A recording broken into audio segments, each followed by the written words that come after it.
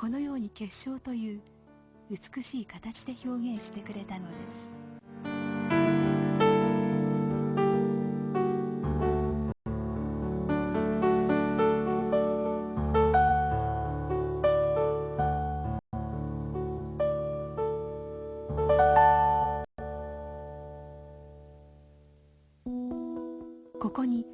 Voici une autre expérience caractérisant le pouvoir mystique des mots. Inspirés par nos expériences précédentes, une maman et son fils Kim voulurent les refaire eux-mêmes. Ils placèrent du riz cuit dans 2 pots de verre. Chaque jour, ils dirent merci à l'un et idiots à l'autre. Le fils qui allait à l'école élémentaire poursuivit l'expérience pendant 1 mois. À la fin, le riz à qui on avait dit merci dégageait une bonne odeur agréable, comme du riz maltais. L'autre, qui avait été traité d'idiot, dégageait une odeur de pourri et avait noirci.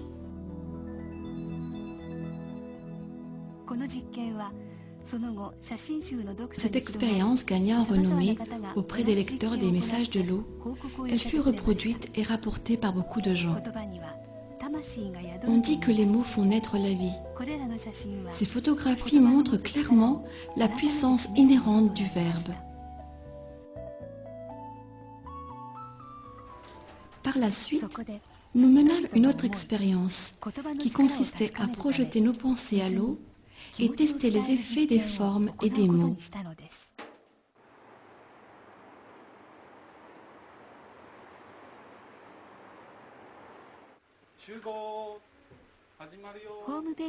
Grâce à notre site internet, nous avons rassemblé un groupe de volontaires pour nous aider à réaliser cette expérience.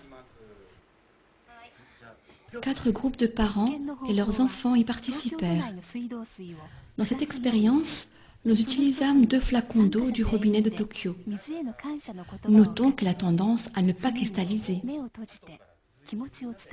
Tous les participants expriment leur gratitude tout d'abord à voix haute, puis en pensée, les yeux fermés au premier flacon. Puis ils observèrent les changements dans l'eau.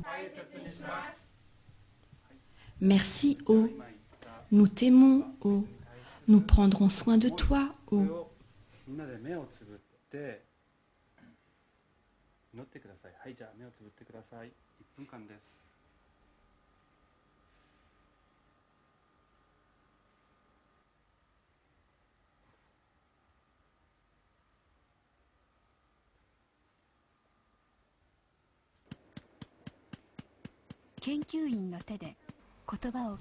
Le chercheur transfère ensuite cette eau dans les boîtes de pétri.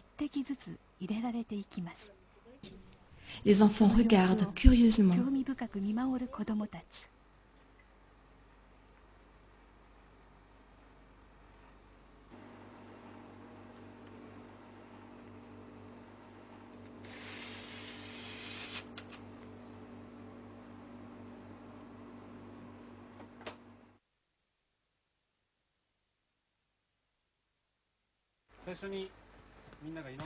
Trois heures plus tard, l'eau congelée est prête pour l'observation.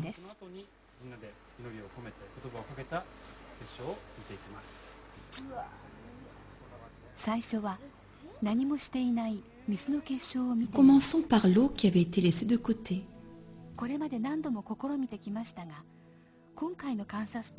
Comme tellement souvent lors des fois précédentes, nous observâmes une fois de plus une totale absence de beaux cristaux dans l'eau de Tokyo.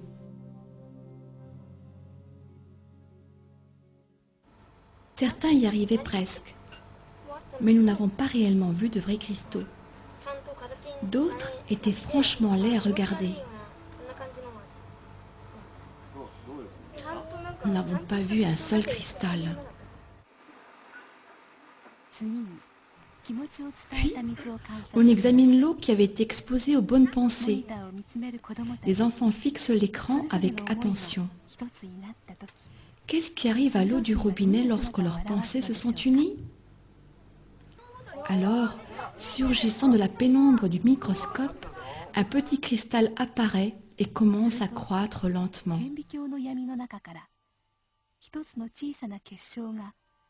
ゆっくりと成長を始める姿が見えてきました。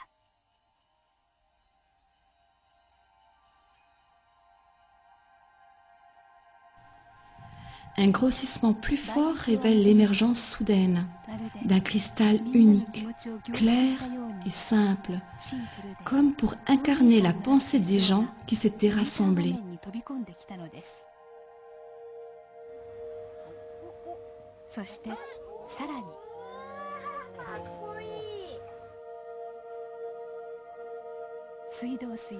En réponse aux paroles et pensées des participants, l'eau du robinet de Tokyo produit un magnifique cristal équilibré.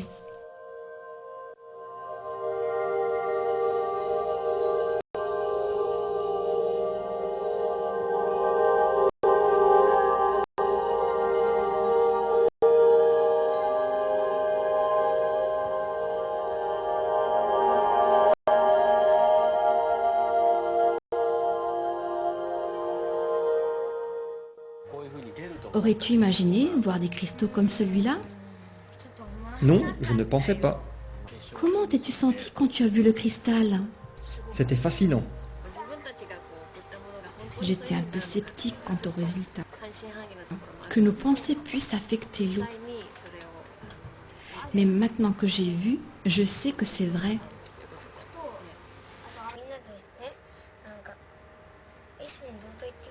J'ai ressenti que nous étions devenus un et j'ai pu prier pour l'eau. C'était bien.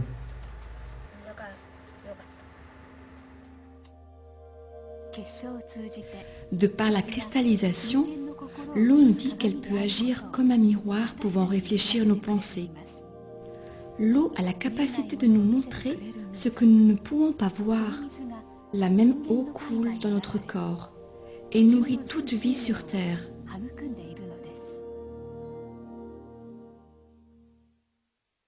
L'énorme écho, déclenché par le livre Message de l'eau, est maintenant en train de se répandre partout dans le monde.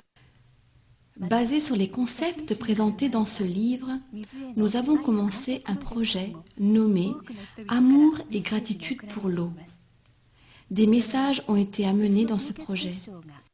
Cette éclatante réponse est sans aucun doute le signe que les cristaux d'eau gelée sont porteurs d'un message universel.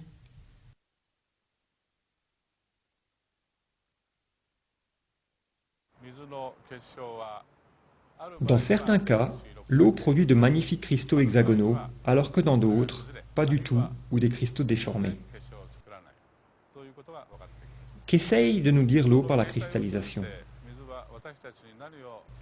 Personnellement, je crois que Mère Nature est à la racine de tout. Tout ce qui est en accord avec Mère Nature se manifeste par une magnifique structure hexagonale. Tout ce qui ne l'est pas n'en fait pas. Je crois que c'est peut-être le message que l'eau essaye de nous transmettre en s'utilisant elle-même comme médium.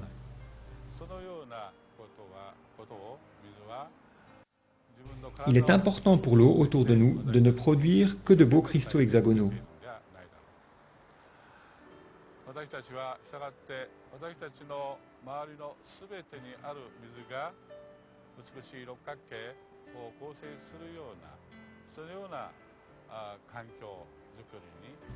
C'est pourquoi je ressens que c'est de notre devoir de maintenir notre environnement propre.